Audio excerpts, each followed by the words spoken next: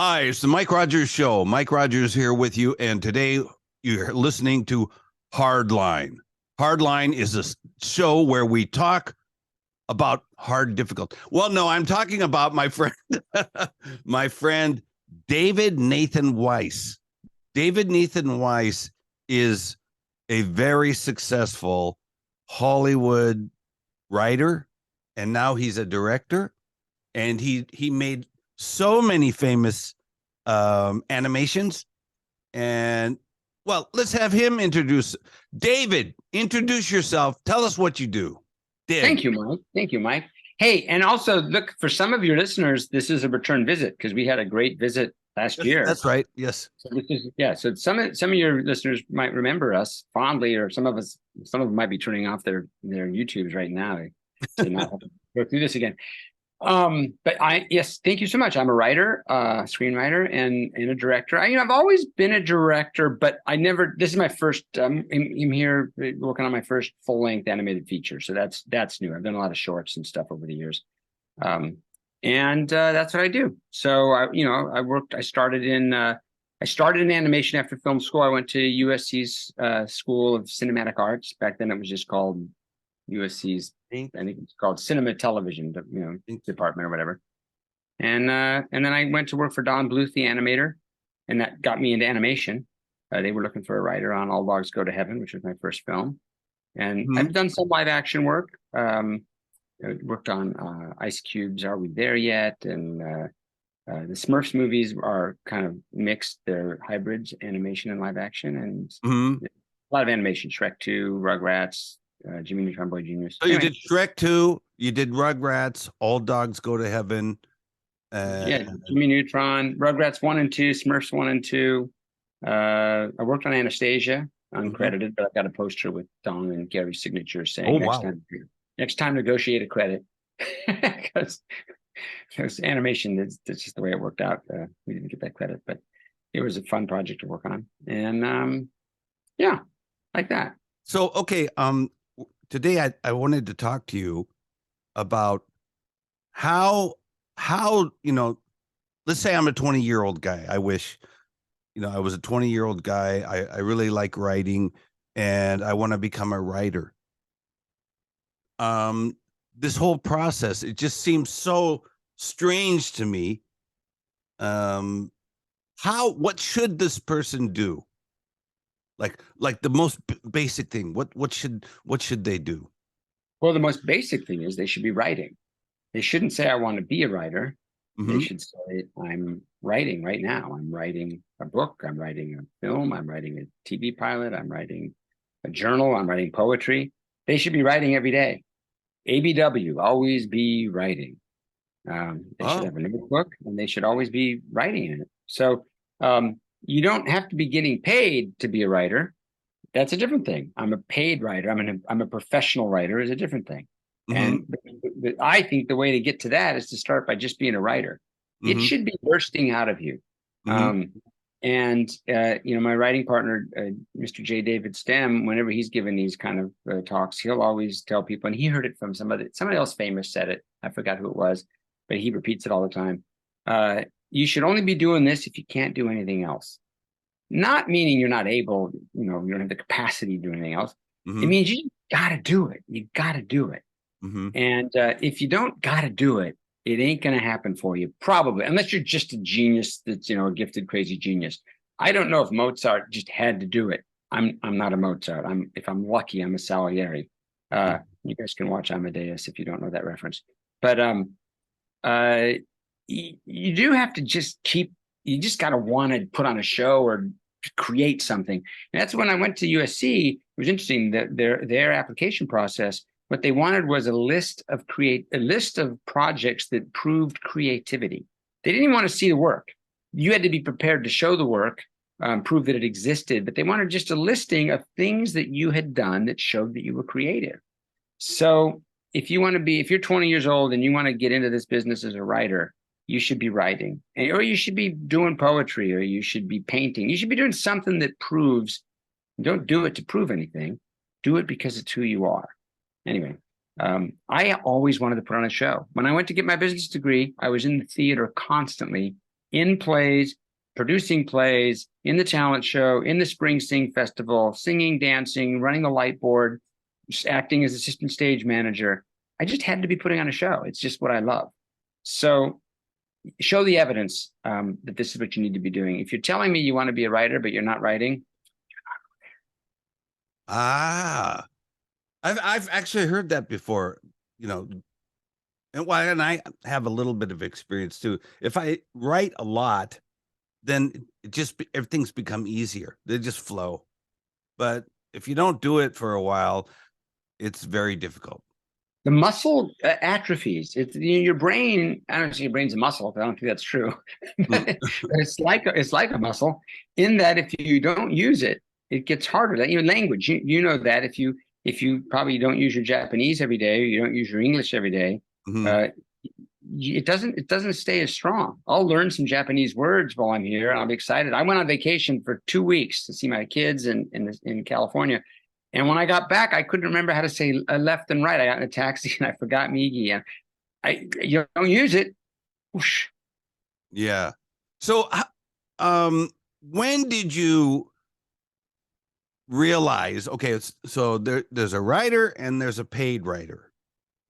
When did you realize in your life? How old were you? What were you doing when you realized, hey, I made it. I'm a paid writer now. And this is what I'm going to do for the rest of my life. Interesting. That was an interesting. First of all, I didn't know that there was a writer. I thought writers just wrote it down. Like they just I'm going to write a screenplay now. Mm-hmm. And the real first shock to me was you have to know what to write. You have to think of the script. You have to think of the idea, and then you have to work out the structure. You have to work out the story, and you have to know what it is. I thought you just sat down. Writers are just people who sat down and they started writing it, and then it was written. And I'm like, oh my gosh, there's all this stuff you have to think about and ask questions and solve and build it out and find the structure and the characters and the dilemmas and the conflict. And oh my God, it's so much work you have to do before you have anything to write down. Now, you can sit down and just start writing as part of the exercise. That's fine too. And then back up and go, hey, where's this going? And I think jumping back and forth in the process from just going for it and then backing up and looking and see what you have and starting to be, you kind of have to jump back and forth between just pure creative blasts and bursts. And then between going back and structuring and connecting dots and seeing what you have too much of. And anyway, but back to your question. So the first shock to me was writing itself. I didn't want to write. I don't like writing. Writing felt like homework to me. I was bad at homework. You told me that yesterday. I was bad at writing. And what happened was I wanted to put on a show. And when I'm just putting on the show myself and telling everybody what to do, that's fine. But when you start needing a crew to know what's happening, you've got to have script. And so they made us write script in film school. We started out with short little films we could do with ourselves. Just take a couple friends out into a jungle someplace in Malibu and start shooting a movie. That's great. But when you need a bigger crew for a bigger project, people need to see the pages. People need to know what locations do we need, what props do we need. So there has to be pages. So I started writing only to put on bigger shows, and I hated it. And I didn't feel like I was good at it. But I kept doing it. And then I made a film. My graduate film got picked up for distribution from a little religious distribution company because it had a lot of spirituality, and it was a crazy. It was like a cross between Ghostbusters and Bruce Almighty. It was kind of a funny, crazy god, monsters, demons. Anyway, and so that got me an agent, and the agent said, we can't sell you as a director unless you have a script, so start writing. So then I wrote a script, and that script was as a sample, didn't get made, but another producer saw that script and liked the writing and hired me to write a script for him. That script also did not get made, but he sent that script to Don Bluth looking for financing. And Don said, I'm not interested in doing live action movies, but I like the writing. Is the writer available? And Don hired me to do a rewrite on a film that eventually became All Dogs Go to Heaven. And that was the first time that I went, wow, I could write screenplays and maybe get paid. But I really, after that, then we did another movie that wasn't very good. So I thought I wasn't very good and didn't know I could. And then the next 10 years, I never thought I made it. It was like, how am I going to get another job? And it was just the desperate chase for the next job. Not 10 years, but 7 years. I think it's about 7 years. And that's what they say kind of for journeymen and apprentices. for me, it's like you got to just keep trying and struggling. And you need, during those 7 years, if nothing happens in 7 years, give up and go to your next passion. Go sell insurance, or go to medical school, or go build log cabin, whatever your next plan is, go do that. Because if you've got 7 straight years and there's no affirmation, I think that's the universe sending you a message. For me, there was always affirmation. I got into USC's film school, one of the hardest film schools in the world. And the stuff I did before that, I had that list of creativity stuff. I was in the church youth group. I was doing, this is before I came back to my Jewish background, but I was doing skits and plays in the church youth group, and people loved it, and they wanted me to do more. In the talent show, the high school, Mr. Kuzar in our high school, Bob Kuzar, vice principal, he was like in charge of the talent show, and I produced it my senior year. I made it happen. Oh, wow. Yeah. And I was the first one to say, you don't just have someone stand up and say, and now here's Melinda Carlisle with her baton. And she turned on the tape recorder and started doing her thing. And then the place went silent for 45 minutes while they moved a piano on stage, for Joan Clope or whatever. And I was like, no, we got to have this curtains closed, have somebody who does an act in front of the curtain, get this thing set up in the back. I needed music playing in between. I need an MC that's funny. And it was like a live. In fact, we opened with somebody, I think I said it. I said, ladies and gentlemen, live from television studios in Hollywood, it's the Buena High School Talent Show. And there was music, and then Zale Morse came out and was funny. And the next year, Bob Kuzar paid me to produce the talent show after I graduated. That's my first professional entertainment gig. So wow. I just kept doing entertainment stuff. And but I never thought I'd made it. I made it. Eventually, I looked at my IMDb and I went, I got to stop thinking I don't have a career and I'm a complete imposter. But that was halfway through my career that I finally went, okay, this is not just a fluke. Wow. So let me back up a little bit. You said like you went to USC, whatever, cinema school or whatever, and then you wrote a script and you got picked up by an agent. The agent saw my graduate film at USC. And so I got picked up by the agent because of that film. And then he said, you got to write a script. You need a sample, a feature length sample. So I did that. So, and that, but this guy, I don't know what's his name, Bob or whatever, who gave you like your first job. Don Bluth. You found that by yourself? No, no. What happened was the agent got a call from a producer, came into the agency looking for a writer who had done a film. I forgot the name of the film. It was about a college student who wakes up one morning and he's black. Or he pretends to be black. I don't remember. It was a fairly well-known film at the time. And he wanted that writer, and he couldn't afford her. So the agent said, hey, I got this other guy. Why don't you look at his film and read his sample script? And he did. And he hired me to rewrite a film he was wanting to produce. Okay, so my point of that question is it critical to have an agent in order to become a professional? This is the famous chicken and the egg thing. People ask us about the Writers Guild all the time too. Do I have to be in the union, right? And to work on a mainstream Hollywood production, film or TV, you need to be in the Writers Guild. How do you get in the Writers Guild? You work on a mainstream film. How do you get an agent? You become in demand, so an agent wants to represent you. Well, how do you get in demand? Your agent puts you out for jobs. So that's the famous. Getting the break is one of the hardest things. An agent is very helpful, or can be very helpful. But they also, it's a weird relationship too. Most writers are afraid of their agent / desperately need. There's very codependent kind of a thing. There's a lot of that going on. You've got to get noticed somehow. That's the trick. And you've got to have what they call chutzpah in Yiddish, right? You got to have chutzpah. You got to be willing to go out there and take some chances and annoy some people and say, hey, will you read my script?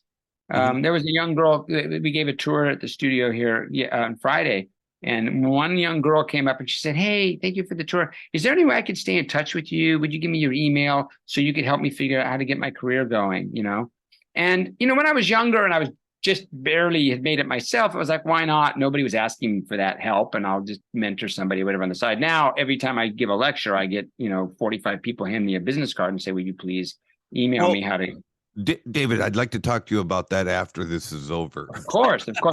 So I told her, I said, listen, I just can't do it. Just time-wise, I can't. I got to make sure I leave some time for my family, and I got to work, and I have a life. But everyone was like, she was really embarrassed. And I could see the other students going like, oh, that was crazy of her. And I realized what was happening. And I said, whoa. What you just did proves to me that you have a chance of making it. Because you risk embarrassment to take a chance. And this is what it takes to make it. Now, I did say no.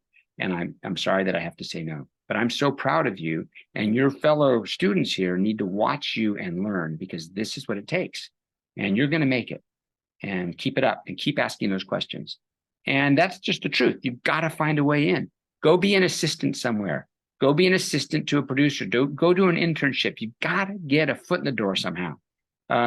Go make, put stuff out on YouTube. Although I did hear several agents say that there's so many trillions of things. The chances of standing out on YouTube are so, whenever you hear that now there's a hot way to make it, by the time you hear about it, it's like the famous ancient story about when you get a stock tip from your shoe shine boy, that stock tip is too old at the shoe shine boy.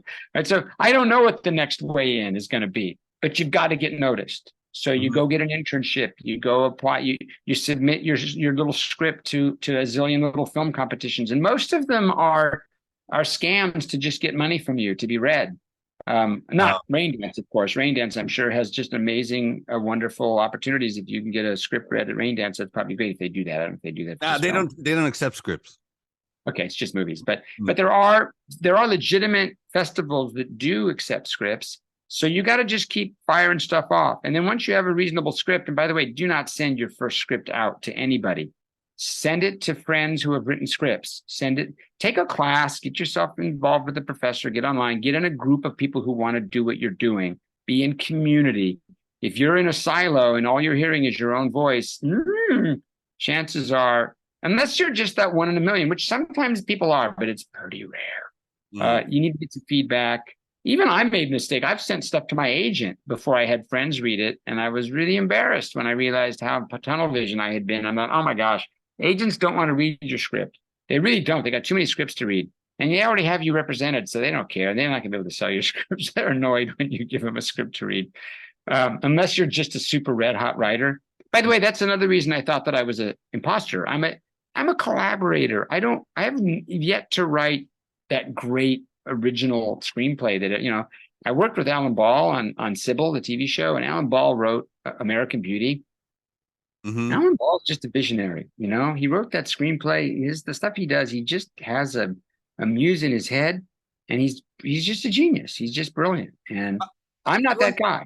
I wanted to ask you about that. Like, I was watching some things, and people were talking about, as a writer, you need to find your own voice, but also most of the projects you work on are not your own voice.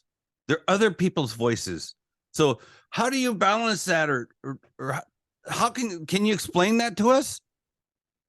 Look, I often say that I'm not an artist. There's a part of me that has artistry in me. I'm an old-fashioned showman. I want to put on a show. And I'll pull on. When I was a kid, I would cut out the jokes from Highlights magazine, and we would act them out. I was never a visionary. I was a jack of all trades who slowly got to feel what the audience feels, and knew if I put this combination of actors and noise and music and timing together, the audience would go, "Ooh, that's entertaining." And I'm a showboat. I'm a showman, and I love putting on a show. I just always have. So that's what I do. And the studio says, well, we've got these Rugrats that are on TV. How do we turn them into a movie? And I'll go, oh, I know what to do. Or I'll figure out what to do. I don't usually go, when I tell them, I say, I know what to do. Let me get back to you in 2 weeks. I go figure out what to do. But I can look at these characters and ask the right questions and go, how do we make these little characters go up on the big screen in a way that doesn't break their conceit, that breaks the conventions that made them great for the audience? They can't just suddenly go to the moon just because it's a big screen, because the Rugrats don't go to the moon. And it breaks the Rugrats. but they also can't sit in the living room and wonder how the vacuum cleaner works. That's not a cinematic question. So I start with questions and solving problems and getting into the head of the producer, and it turns out that's a skill. And when it's all said and done, and you write a movie that everybody, thank God, most everybody loved, all right, I didn't think of the Rugrats. God bless Arlene Klasky and Paul Germain and Gabor Chupo and the gang of writers that created that show. But I can take that show and transfer it to the big screen. I did it with Smurfs, and you've got Shrek, which is spectacular. And my God, the writers and the director on that first film, what a work. But now you got a new question. How do you follow up on the story? How do you do a sequel? How do you do a new story with them that doesn't just repeat the first story? Where do you find an adventure that lets the audience go, yeah, I want to go on the journey with these characters to this new place that isn't too new, but isn't repeating the same material? That turns out to be a skill that people need. And you can't say that script is a bad script. It's not artistry. In fairness, 4 writers, at least 8 brilliant storyboard artists coming up with gags. So I'm a good collaborator. And now on the new movie I'm working on, I'm the Andrew Adamson who was the director on Shrek 2, and I learned a lot watching him. Mm-hmm. He's a conductor, man. That guy knew how to encourage his team to come up with the best material, and knew how to cobble it together and take out this idea. We're not going to use that, but that's fantastic. And then he would come up with a few of his own. I'm now walking in Adam's shoes, and I was lucky enough. I don't think he knew he was mentoring me, but I was watching that guy like a hawk. And I've had the privilege to work with a number of really solid directors, who work that way. I've listened to some great interviews with Ron Howard, and he's also very much that way. And so he's sort of a hero of mine, because Ron is not a Martin Scorsese. He's not he's not one of these just absolute visionary guys. Even James Cameron on things like Aliens. Come on. And Terminator. it's a brand new thing that we've never seen before that blows open the universe. George Lucas, it's popular now to go, oh, George is kind of, are you kidding me? This guy did American Graffiti on a budget of, I think, $800,000, if that. I don't even remember. And it was the most profitable movie in history for years. Really? Utterly, yes. Because he spent nothing to make it. Utterly original. Star Wars blew open the universe with things we'd never seen before. So, and he came up with, with Indiana Jones, with Steven Spielberg. So I'm not that kind of a visionary, but these movies are solid, and they take writing, and the writing is good. And I'm thrilled to have been part of those teams. And now I'm doing that, and hopefully this movie will be a really strong movie. I think it's coming out really well so far, but I've been around a little while. And I'm standing on the shoulders of all of the incredible craftsmen and artists that I've had the privilege to work with. Back to your question, what does a poor 20-year-old do? Well, you take some encouragement from what I'm saying, that you think you're a failure the whole time, that you think that you're an imposter the whole time. You learn from everybody. You make coffee, you make copies, you send faxes for people, you intern. I was an intern. I was an assistant. I scooped up dirty diapers on the set of a PBS TV series, anthology series, for a little-known director at the time by the name of Jonathan Demme. May he rest in peace. And Jonathan Demme was a visionary. And I was just a diaper scooper. They had this crazy set they shot on, and I don't know why there were so many dirty diapers on that set. I guess one of the actors or crew members had their baby on the set, but they left just piles and piles of trash. And my job was to scoop up all the trash and put it in a van and get it off the set. But I was near Jonathan Demme, and I got to see him work on the set and work with the actors and scoop up diapers. So wait, Mr. David Weiss, famous writer, director, animation, Shrek, Rugrats, all dogs. Well, he's got a lot. And we're continuing part 2 tomorrow, right here on the Mike Rogers Show. If you like this video, go down here and click like and subscribe, and we'll see you back here tomorrow. Bye!